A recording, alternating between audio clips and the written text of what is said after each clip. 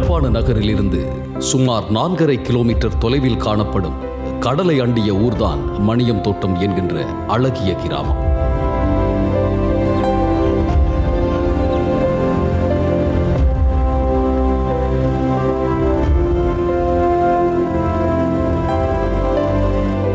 வடக்கு திசையாக நாவலடி கிராமத்தையும், கிழக்கே பூம்புகார் கிராமத்தையும், தெற்கே கடலையும், மேற்கே வசந்தபுரம் கிராமத்தையும் எல்லைகளாக கொண்ட கிறிஸ்தவ மக்கள் செறிந்து வாழும் இடம்தான் மணியம் தோட்டம். இந்த கிராமத்தில் வசிக்கின்ற மக்கள் பல ஆண்டுகளாக பல்வேறு விதமான பிரச்சனைகளை எதிர்கொண்டபடிதான் இன்றும் வாழ்ந்து வருகின்றார்கள். குறித்த விடயம் தொடர்பாகவே இந்த வாரம் நமது கேபிட்டலின் திறவுகோல் தனது கவனத்தை செலுத்த உள்ளது.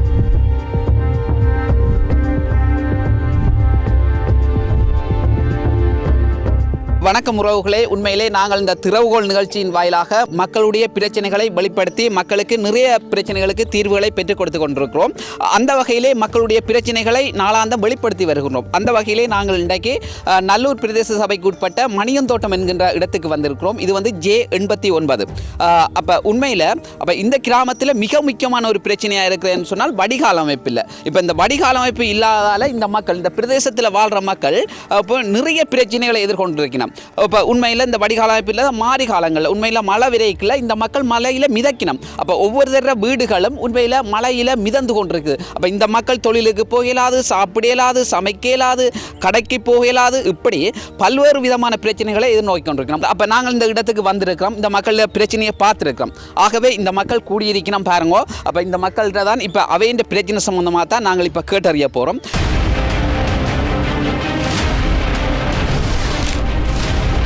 வெள்ளத்தால் பொதுவாக நாங்கள் பிள்ளைகள் பள்ளிக்கூடத்துக்கு போக இயலாது, தொழில்துறையை பாதிப்படையுது. வீடு ஃபுல்லாக தண்ணியாக தான் இருக்கு. தண்ணி ஏண்டா ஊத்த தண்ணி நுழம்பின் அடியோர பார்க்க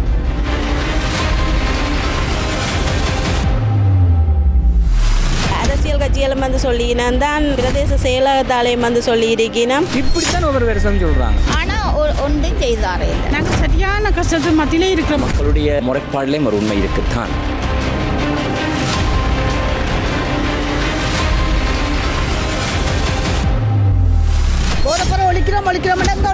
கணக்க சமூக சீர்கேடுகள் அநியாயமா இந்த வாழ்வியர் எல்லாம் இறந்து போறாங்க. மக்கள் இரவிலே படுக்கும் போது அவர்களுக்கு பயம். அரசாங்கத்துக்கு சரியான நடவடிக்கை எடுக்கணும். மணியம் தோட்டம் கிராமத்தில் வசிக்கின்ற மக்கள் நாட்டில் இடம்பெற்ற வன்செயல் காரணமாக 1995 ஆண்டு இடம்பெயர்ந்து மீண்டும் 2010 ஆண்டளவில் மீள்குடியேறிய மக்கள் ஆவர். நாங்கள் 40 வருஷம் இந்த கிராமத்தில் குடி வந்து ஆரம்ப காலங்களில் வெறும் மணலாக இருந்தது. என்ன சைக்கிள் வாகனங்கள் ஓடுறது கஷ்டப்பட்டாங்களே ஒழிய வெள்ளம் வந்தாலும் நாங்கள் வெட்டி கடலிலேயே எங்கேயோ விடக்கூடிய வசதி இருந்தது. இவர்கள் இடம்பெயர்ந்து சென்றபோது திருட்டுத்தனமாக மண் அகழ்வினால் தங்களது காணிகளும் இரையாக்கப்பட்டு இன்று பள்ள காணிகளாக காட்சியளிப்பதாக மக்கள் வேதனை கொள்கின்றனர். இடம்பெயர்வோட மணலை களவா அள்ளிட்டாங்க. இது மணல் பிரதேசம்ன்றபடியே மணலை அள்ளி கொண்டு போயிட்டாங்க. இது வெறும் இடங்களாக இருந்தது தானே, மணலை அள்ளி கொண்டு போயிட்டாங்க. அதால் இப்போ இந்த வீதியை விட காணிகள் எல்லாம் பள்ளமாக தான் இருக்குது. நாங்கள் இப்போ இடம்பெயர்ந்து போனதுக்கு பிறகு வரைக்கில் சரியான மண்ணுகள் எல்லாம் அள்ளி, அதால் தான் எங்களோட கிராமத்தில் நிறைய பள்ளங்கள் வந்தது. மணியம் தோட்டம் கிராமம் இன்று பல குறிச்சிகளாக உருவெடுத்து காணப்படினும் சுமார் 500 வரையான குடும்பங்கள் வசித்து வருகின்றார்கள். இவர்களில் பெரும்பாலான மக்கள் கிறிஸ்தவ மக்கள் என்பதும் குறிப்பிட வேண்டியதே.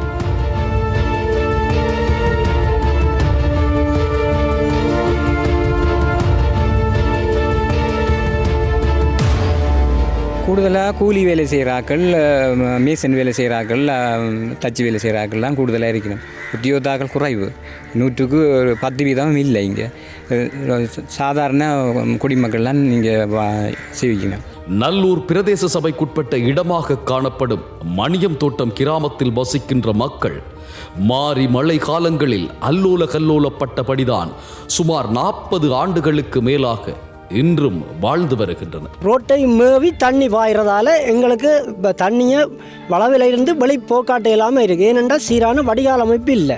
ஐயோ அது ஏன் பேசுவான் தண்ணி ஏண்டா ஊத்த தண்ணி கால் வைக்க அசிங்கமா இருக்கு காலெல்லாம் அவிஞ்சு இப்போ இங்கே வந்து காலே ஒரு புண்ணுகள் வந்து நீர்ச்சிறங்கு வந்து அவிஞ்சிருந்து இந்த தண்ணி எல்லாம் உள்ளுக்கு போய் நம்ம வேற வீட்டில் போயிருந்து தான் சமைக்கிறது. சாப்பிட வழி இல்லை, கடைக்கு போக வழி இல்லை, நான் தான் வெளியில் போகணும். கால்கள் எல்லாம் அவிஞ்சி ரத்தம் வடியும் இந்த தண்ணியில் திரிய. உண்மையிலே ஒவ்வொரு வட்டாரங்களுக்கும் ஒவ்வொரு வட்டார உறுப்பினர்கள், அவர்களை சொல்லுவோம் பிரதேச சபை உறுப்பினர்கள் என்று. உண்மையிலே இந்த பிரதேச சபை உறுப்பினர்கள் என்ன செய்தார்கள் என்கின்ற ஒரு முக்கியமான கேள்வியும் இருக்கிறது. மலைக்கு முளைச்ச காளான் மாதிரி வந்துட்டு நாங்கள் தருவம் தானே எங்களோட ஊருக்குள்ள வேட்பாளர் இருக்கிறது தானே கேட்கிறோம். அவையே நாங்கள் போய் என்னென்ன அப்படி செய்யலை அப்படின்னு தருவம் தானே நாங்கள் வந்து பிடிப்போம் பேசுவோம்ன்றதுக்காக தான் அந்த சோறுகளையும் மதுகளையும் கொண்டு வந்து தாரோம். ஆசைவாச கதை தங்களுக்கு ஓட்டுகள் போடுறதுக்காக எங்களோட வந்து கதைக்கணும். கழிச்சு போட்டு நல்ல வார்த்தையில் கழிச்சு போட்டு ஏதோ நாங்களும் உருகி போகிறோம் சொல்கிற வார்த்தையை கேட்டு.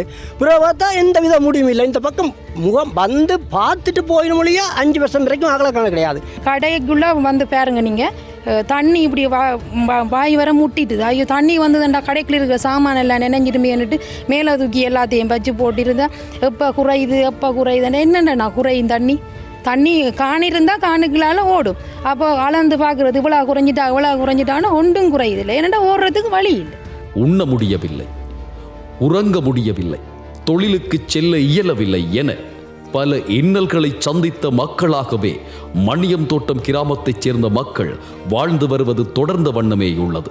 வெள்ளம் அளவுக்கு மீறி வந்தோன்னே டாய்லெட் மட்டத்துக்கு மேலால் வந்துடும். தண்ணி வந்தோன்னே எங்களுக்கு விளங்கிடுமா இந்த அடுத்த தண்ணியோட ஏறப்போகுது டாய்லெட்டுக்குள்ளேன்னொன்னே சாக்குகள் உரபேக்குகள் அதுகளால் அந்த குழின்ற ஓட்டையை அடைச்சிடுவோம். ஏனண்டா மேலால் மிதந்து அப்படி இருந்து ஓவராக கூடினோன்னு வெளியால் தள்ளிடும்.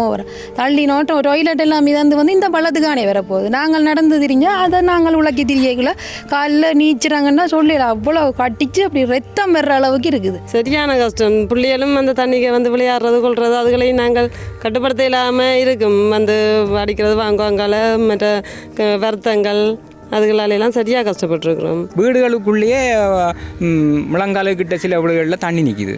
ஏன்னா அவ்வளோத்துக்கு இந்த வெள்ளத்தால் சரியான பிரச்சனை. இந்த ஏரியா ஃபுல்லாகவே டாய்லெட்டுக்கு அந்தரப்பட்டு வந்துடுவேன். ஏன்னா எந்த வீட்டையும் தண்ணின்றாஞ்சிட்டு அந்த வீட்டையும் தண்ணின்றாங்க. யாராவது சொந்தக்காரர் விட்டால் அப்படியே போய் கேட்டுட்டு ஒரு நாள் 2 நாள் விடுவாங்க. எத்தனை நாளைக்கு இருக்குது? மக்கள் சொல்கிற இந்த பிரச்சனை உண்மைதான்.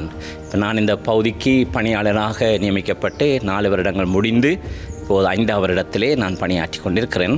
இந்த வந்த 5 வருடங்களிலும் நான் கவனித்தது மாரிகாலம் வருதென்றால் இங்கே வெள்ள பிரச்சனை ஒன்று வரும். முந்தி இந்த பகுதியும் முழங்கால் வளவான வெள்ளம் என்ற காணிதான் நான் என்னுடைய முயற்சியாலே நிரப்பி அந்த வெள்ள பிரச்சனையை தீர்த்திருக்கிறேன். ஆனால் மக்களுக்கு அவ்விதமான வசதிகள் இல்லை.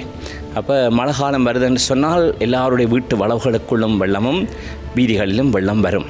ஆனால் அந்த வெள்ளத்தை போக்குவதற்கான வழிவகைகள் இல்லாதது மக்களுக்கு ஒரு பெரிய பிரச்சனை. அதால் ரோட்டுகளை குறுக்க வெட்டி விடுவார்கள். அதால் போக்குவரத்து பாதிப்பு. அப்போ அந்த தண்ணீரை எங்கே கடத்துறதுன்னு தெரியாதனால பலதரப்பட்ட பிரச்சனைகள் போய்கொண்டே இருக்கும். ஒவ்வொரு வருடமும் அது ஒரு பெரிய பிரச்சனையாகத்தான் இருக்கும். இவை எல்லாவற்றிற்குமான காரணம் சீரான வடிகால் அமைப்பு இல்லை என்பதுதான். 2009 ஒவ்வொரு வருஷம் மேரிக்கு வெள்ளம் நிற்கிது. நான் இடம்பெயர்ந்து படிக்கிற பிள்ளைகள் இருக்கேன். எனக்கு 5 பிள்ளைகள். பிள்ளைகளை கொண்டு நான் இடம்பெயர்ந்து அங்கே வெந்நியில் போய் எங்களோட மாமியிட காணிக்க போய் கொட்டில் போட்டு தான் இருக்கிறது. பேருந்து தண்ணி வற்றினா அப்புறம் தான் இங்கே வாரேன். வந்து இங்கே இருக்கிறது போய் இவ்வளவு தண்ணி சரியான தேம்பி போய் ஓடுறது கூட வழி இல்லாமல் இருக்குது. பொதுவாக எங்களோட வீட்டுக்குள்ளேயெல்லாம் வீடுகளுக்குள்ளே தண்ணி ஏறி சமைக்கிறது சாப்பிட்றதுக்கே சரியான கரைச்சல். காட் போட்டு இதுகளெல்லாம் விரித்து தான் அதில் படுக்கிறது. ஏன்னா தண்ணி ஊறுது. அப்படி இந்த தண்ணி எல்லாம் உள்ளுக்கு போய் தான் இந்த கல் வாசலுக்கு மறைச்சு கட்டி இருக்கு தண்ணி வராமல் இருக்கிறதுக்கு. தேர்தல் காலங்களிலே பல அரசியல்வாதிகள் உண்மையிலே தங்களுடைய வாக்கு வங்கிகளை சேகரிப்பதற்காக இந்த இடத்திற்கு வருகிறார்கள். ஆனால் இந்த மக்களுக்கு பல்வேறு விதமான வாக்குறுதிகளை வழங்குகிறார்கள். ஆனால் அவர்கள் வழங்குகின்ற வாக்குறுதிகள் தேர்தல் காலங்களில் மட்டும்தான் இடம்பெறுகின்றதை தவிர தேர்தல் முடிஞ்ச அப்புறம் நாயக்கண்டா கள்ளக்கானம் கள்ளக்கண்டால் நாயக்கானோம் என்ற மாதிரி உண்மையிலே இந்த இடத்துக்கு எவரும் வந்து பார்ப்பதில்லை என்று சொல்வதுதான் இந்த மக்களுடைய கருத்தாக இருக்கிறது. இப்போ மழை விட்டுட்டு இந்த கதை நின்று போயிடும். இனி மார்கழி மாதம் தான் இந்த கதை துவங்கும். மழை வரைக்கலாம் இந்த கதை துவங்கும். அவங்க வரக்குள்ள சொல்லுவாங்க நாங்கள் எல்லாம் செய்து தருவோம். ஆனால் இது வர காலம் வேண்டிட்டு போன பிறகு அகல கண்ணாலையும் காண இல்லை. நீங்களே பாருங்க, உங்களோட கண்ணீரை பாருங்க. இந்த வீதி இந்த இதில் இருக்கிற வீதியை விட பள்ளமாக போகுது. என்ன அங்கே குளத்துக்காக போகுது இல்லை ஒரு வீட்டுக்கு தான் போகுது. அப்போ இந்த தண்ணி எங்கே போகுது? அந்த வீடு நிறைஞ்சு போய் நிற்குதும் வெள்ளம். அப்போ இதால தான் எங்களுக்கு கஷ்டம். மணியம் தோட்டத்தில் பல இடங்களில் வடிகால் அமைப்பு தொட்டம் தொட்டமாக அமைக்கப்பட்டுள்ளதுடன் சில இடங்களில் முழுமையாகவே வடிகால் அமைப்பு இல்லாத நிலையும் இருக்கத்தான் செய்கின்றது. வீடியோ எடுக்கலாம் நீங்கள் பார்க்கலாம். அதில் கொஞ்சம் இடத்துல செய்து போட்டு விட்டுருக்குறாங்க, அப்புறம் அங்கால கொஞ்சம் இடம் செய்திருக்கிறாங்க. அவங்களுக்கு என்ன மாதிரி இதில் அமைக்கணுமென்று தெரியாமல் இருக்கிறாங்க அந்த படிகள் அமைப்பு குழுவுக்கு. எங்களுக்கு 95ஆம் ஆண்டுக்கு முன்னம் வெள்ளம் இருந்தாலும் இப்படியான அளவுக்கு வெள்ளம் இல்லை. நாங்கள் ஓலை வீடுகளில் இருந்தாலும் வீட்டுக்கு தண்ணி ஏறுற அளவில் நாங்கள் கூடியபட்சம் கண்டது குறைவு. தொழில்துறையை பாதிப்படையுது. பள்ளிக்கூடம் போகிற பிள்ளைகள் பள்ளிக்கூடம் போயிடாமல் இருக்கிறாங்க. பிள்ளைகளை வந்து தூக்கி கையில் மடியில் தூக்கி கொண்டு தான் வெளியில் கொண்டே தான் அதுக்கு சப்பாத்துகள் மெசேல் போட்டுட்டு அங்கே அல்லது சந்தியில் வச்சு கூட்டி கொண்டு போகிறோம். நுழம்பு கடிக்கிறதுக்கு தண்ணி நிற்கிது, சேறு நிற்கிது. அப்போ டாய்லெட் தண்ணி எப்படி இருக்குமே யோசிச்சு வேறு. இந்த மணியந்தோட்டம் கிராமத்தில் வசிக்கின்ற மக்கள்ற பிரச்சனையை பார்க்க வேண்டிய நல்லூர் பிரதேச சபை உண்மையில் அக்கறை இல்லாமல் இருந்திருக்குது. அப்போ இந்த விஷயத்தை பார்க்க வேண்டிய நல்லூர் பிரதேச சபையினுடைய தவிசாளர் உண்மையிலே இந்த விடயத்தில் கவனம் எடுத்து மிகுந்த கவனம் எடுத்து இந்த மக்களுக்கு ஒரு தீர்வை பெற்றுக் கொடுக்க வேண்டுமென்றதில் நாங்கள் இந்த திறவுகோல் நிகழ்ச்சியின் வாயிலாக வேண்டிக் கொள்கின்றோம். இந்த கிராமத்தில் நாங்கள் தரிசித்த பல இடங்களில் மக்களின் காணிகளுக்குள் நீர் தேங்கி நிற்பதை எம்மால் அவதானிக்க கூடியதாக இருந்தது. நாங்கள் அன்றாடம் காட்சிகள் சாதாரண தொழிலாளிகள். அப்போ தொழில் செய்ய போகக்குள்ள எங்களால் முடியாமல் இருக்கு வெள்ளத்துக்களால். தண்ணியால் இங்கே வாகனங்கள் வர இயலாது, பிள்ளைகள் பள்ளிக்கூடத்துக்கு போக இயலாது. இந்த எத்தனை பேர் அந்த அம்மா நாங்கள் வயசு போன அம்மா வச்சுக்கிறோம், அவாவுக்கு செய்ய குளிர் கொண்டுமே நாங்கள் செய்யலாமல் இருக்குது. ஆஸ்பத்திரியா நம்ம அவசரமான போகிறதுக்கு இது இல்லாமல் இருக்குது. இது மட்டுமன்றி பல இடங்களில் நீர் கிடங்குகளிலும் வீடுகளை அண்டிய சுற்றத்திலும் காணப்படுவதனால் நுளம்புகளின் பெருக்கமும் அதிகரித்துள்ளதோடு உயிர் கொல்லி நோய்கள் பரவுவதற்கான சூழ்நிலையும் காணவே செய்கின்றது. நுழாம்பு இருக்குது, படுக்க பிள்ளைகளெல்லாம் சின்ன பிள்ளைகள். அப்போ நுழாம்பு ஒரு கடியோரு பார்க்க நாங்கள் வீட்டுக்கு புகை தான் போடுறது. நுழாம்பு திரை கொடுத்தா நுழாம்பு திரைக்கு மேலால் நுழாம்பு கடிக்குது. அப்போ புகை போட்டு தான் நாங்கள் படுக்கிறது. முக்கியமாக நுழம்பின் தொல்லை சரியான வேகமான பரவலாக இருக்குது. அதால் சிறுவர்களுக்கு நோய்கள் வந்து அதுகளையெல்லாம் கொடுக்க இல்லாத ஒரு நிலையில் நாங்கள் இருக்கிறோம். நோய் தொற்றுக்களில் இருந்து மக்களை பாதுகாக்க வேண்டிய பிரதேச சுகாதாரத்துறையினர் அக்கறையின்றி செயற்படுவதை கோடிட்டு காட்டியுள்ளதோடு சுகாதாரத்துறையைச் சேர்ந்தவர்கள் மழை காலங்களில் மணியந்தோட்டம் கிராமத்திற்கு வருவதில்லை என்கின்ற குற்றச்சாட்டு மக்களால் முன்வைக்கப்படுவதை உரிய தரப்பினர் ஏற்றுக்கொண்டே ஆக வேண்டும். பிஹெச்சே வரதே இல்லை. இப்போ தண்ணிகள் வத்தினா பிறகு வெறிவினம் வந்து போட்டு இப்படி காணிகளத்து புறாக்கிறவங்க இல்லாடி 25,000 ஃபைன் அடிப்போம்னு சொல்லி போட்டு போயிட முடியும். ஆனால் வந்து பார்க்க மாட்டேன். மக்களுடைய முறைப்பாடிலேயும் ஒரு உண்மை இருக்குத்தான், முற்றுமென்று சொல்ல முடியாது, ஒரு உண்மை இருக்குது. அவர்கள் பெரும்பாலும் இந்த மக்களுடைய சுகாதார காரியத்திலே கரிசனம் எடுக்கிறார்களா என்பது என்னை பொறுத்தவரை ஒரு கேள்விக்குறிதான். நல்லூர் பிரதேச சுகாதார வைத்திய அதிகாரி அவர்களே, மணியந்தோட்டம் கிராம மக்கள் முன்வைக்கும் இந்த குற்றச்சாட்டிற்கு பதில் வழங்க வேண்டியது உங்களது கடமையும் பொறுப்பும் அல்லவா? ஆம், இந்த கிராமத்தில் சீரான வடிகால் அமைப்பை ஏற்படுத்தி தருமாறு உரிய தரப்பினர் பலருக்கு தெரியப்படுத்தியும் எவ்விதமான நடவடிக்கையும் முன்னெடுக்கப்படவில்லை என்பது மக்களது ஆதங்கம். அரசியல்வாதிகள் என்ன செய்யணுமோ தெரியாது, வந்து பாப்பினோம். ஆனால் எலெக்ஷன் போட் போடுறதுக்கு மட்டும் ஒழுங்காக வந்துடுவாங்க. எங்களுக்கு போடணும் ஒவ்வொரு பகுதியாக வந்து கேட்பாங்க. ஆனால் ஒன்றும் செய்தாரே இல்லை. அக்கறை இனம் தான் இது காரணம். பிரதேச சபையோ அல்லாட்டிக்கு இந்த கட்சி ஆக்களோ அந்த நேரத்தில் சொல்கிறது மாத்திரம்தான். நாங்கள் வந்து இப்போ 40-45 வருஷமாக போயிட்டு இந்த ரோட்டுக்கு எந்த முடிவுமே வரையில.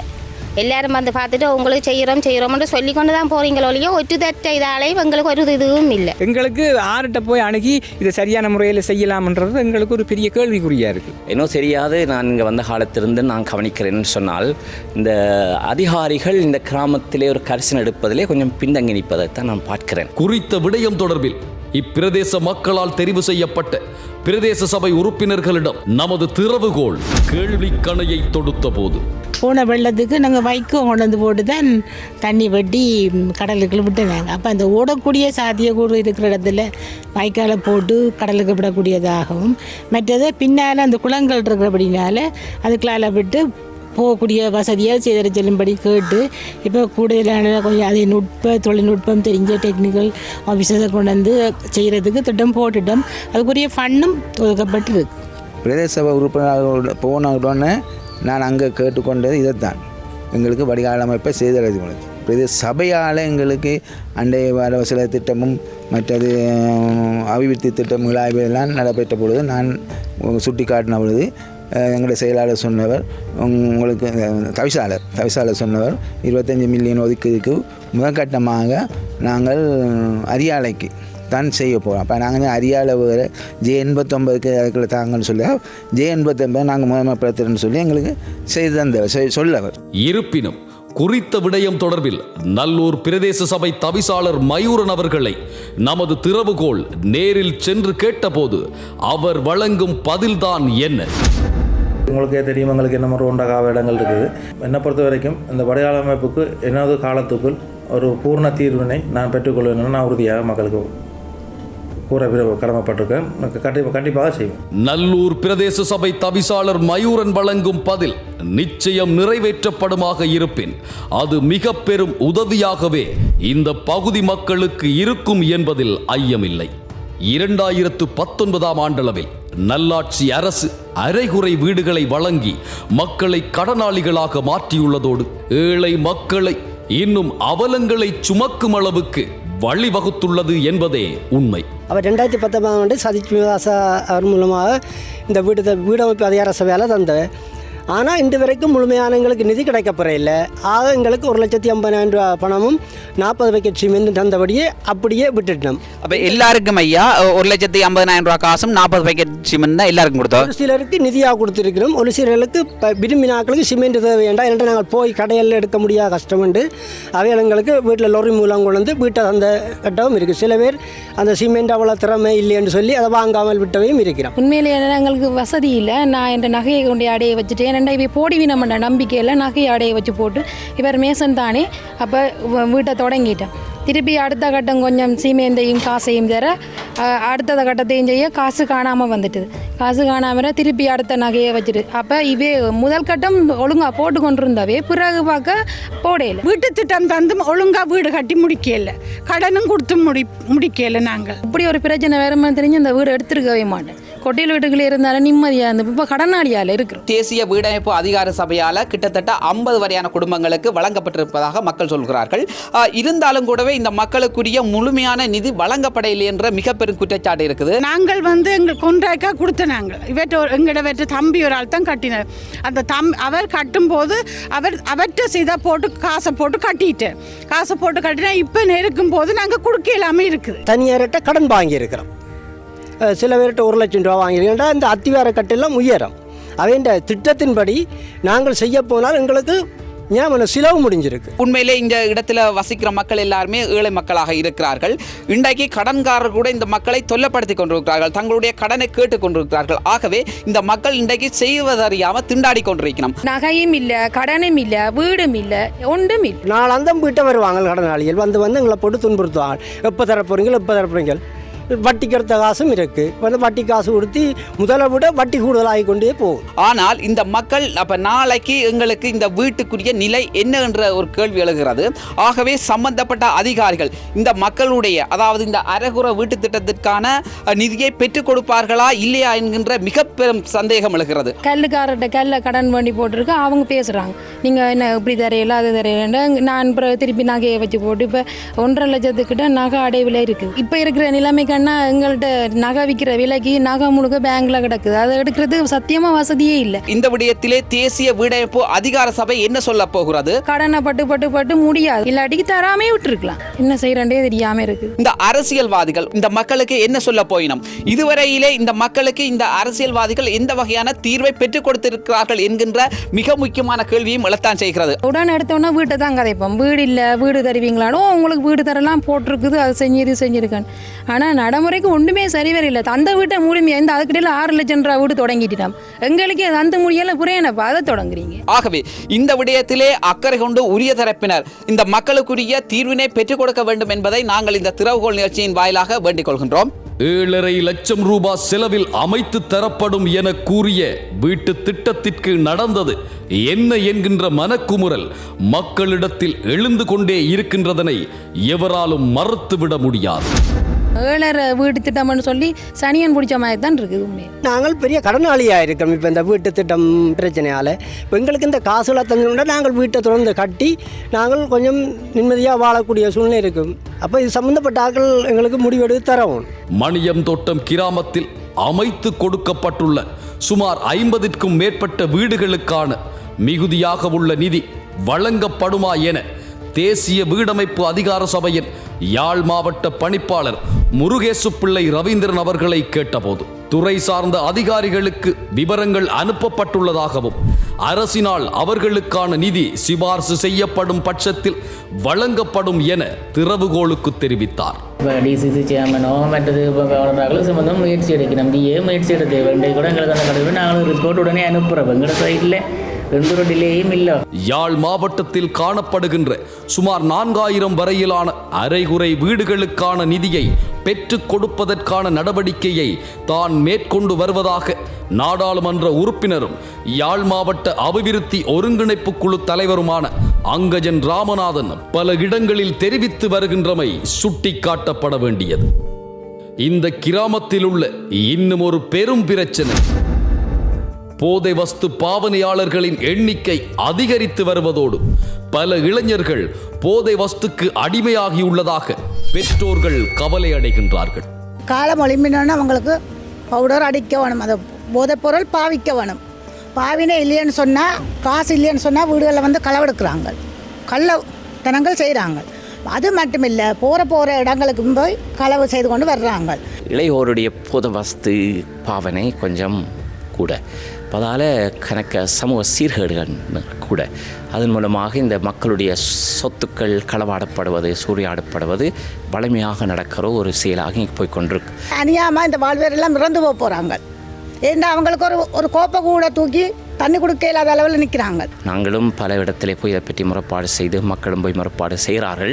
ஆனால் ஒரு உடனடி நிவாரணத்தை செய்கிறார்கள் ஒழிய நீண்ட ஒரு மாற்றத்துக்கான உதவியை எவரும் செய்வதற்கான முயற்சி இல்லை. இராணுவத்துக்கு அறிவிச்சும் போலீஸுக்கு அறிவிச்சும் அவையே பிடிச்சி கொண்டு போவினோம், அவையை கூட்டிக் கொண்டு போய் சிறையில் வச்சுட்டு போதைப்பொருள் விற்கிறவனை நல்லா மொத்தமாக்கி வெளியில் விடுகினோம். சரியா அவங்கள கொள்கை பண்ணிட்டு விடுகினோம். விட்ட கையோடு அவை இங்கே வந்தேன்னா டபுள் மடங்காக செய்யணும். இந்த பாருங்க, வெண்ணி பிரதேசத்தில் இந்த யுத்தம் நடந்து பச்சிலம் குழந்தையில எல்லாம் சாப்பாடு கொடுத்து சுட தெரியுமண்டா. ஏன் இந்த அரசாங்கத்துக்கு போதை பொருட்கான சுட இயலாது? அதுதான் கேள்வி. சுடு, சட்ட நடவடிக்கை எடு, இல்லைன்னு சொன்னா பொதுமக்களோட கையில் கொடு. அதோட மக்களும் அதுக்கு நடவடிக்கை எடுக்க பயப்படுறார்கள். இவர்கள் தங்களுக்கு ஏதும் செய்து விடுவார்களாண்ட ஒரு பயத்திலையும் இருக்கிறார்கள். கிராமம் பாதிக்கப்படுது, மக்களுடைய பாதுகாப்பு பாதிக்கப்படுது. மக்கள் இரவிலே படுக்கும்போது அவர்களுக்கு பயம். என்ன பொருள் இன்றைக்கி இரவுக்கு களவாடப்படும். சின்ன சின்ன பொருட்களோடு எடுத்தால் தேங்காய், கோழி, அப்படி சின்ன சின்ன பொருட்களே, லவ் பேர்ட்ஸ் எதுவும் வீட்டில் வைக்கக்கூடாது முடியாத ஒரு சூழல். கஞ்சா, தூள் என அழைக்கப்படுகின்ற போதை வஸ்துக்கள் எங்கிருந்து வருகின்றன? இந்த நாட்டில் சட்டத்தை நடைமுறைப்படுத்துபவர்கள் என்ன செய்கின்றார்கள் என்கின்ற வினா எழுவதை கேளுங்கள். மற்றது எங்களுக்கு கொட்டியில் இருந்தாலும் எங்களுக்கு கவலை இல்லை. துன்பத்தில் இருக்கிறோம். இந்த போதை பொருட்தனத்திலேருந்து அடிமத்தனத்திலேருந்து இந்த புள்ளியெல்லாம் விடுவிக்க வேணும். போதைப்பொருள் ஒழிக்கிறோம் எங்கே ஒழிக்கிறீங்க? நீங்கள் ஒழிக்கிற மாதிரி ஒழிச்சு போட்டால் ஒழிச்சு கொடுக்குறீங்க. உடனடியாகவே இந்த கிராமத்தில் போதை வஸ்து பாவனையை நிறுத்த உரிய அதிகாரிகள் நடவடிக்கை எடுக்க வேண்டும்.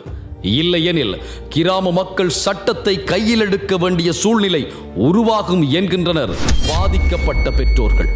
ஆயுதம் தான் ஏந்தாட்டிக்க ஒரு வீட்டுக்கு ஒருத்தனாவது கல் ஏந்துவாங்க. அப்போ அந்த கல்லறைக்கு தப்பி வைக்கணும்னு சொன்னால் அரசாங்கத்துக்கு சரியான நடவடிக்கை எடுக்க வேணும். இல்லைன்னு சொன்னால் நாங்கள் பெற்றோர் வாள் எடுத்து போதைப் பொருள் விற்கிறவனை தண்டிக்க போகிறோம். அந்த சட்டத்தின் கீழ் தான் நாங்கள் இனி வேலை செய்ய போகிறோம்.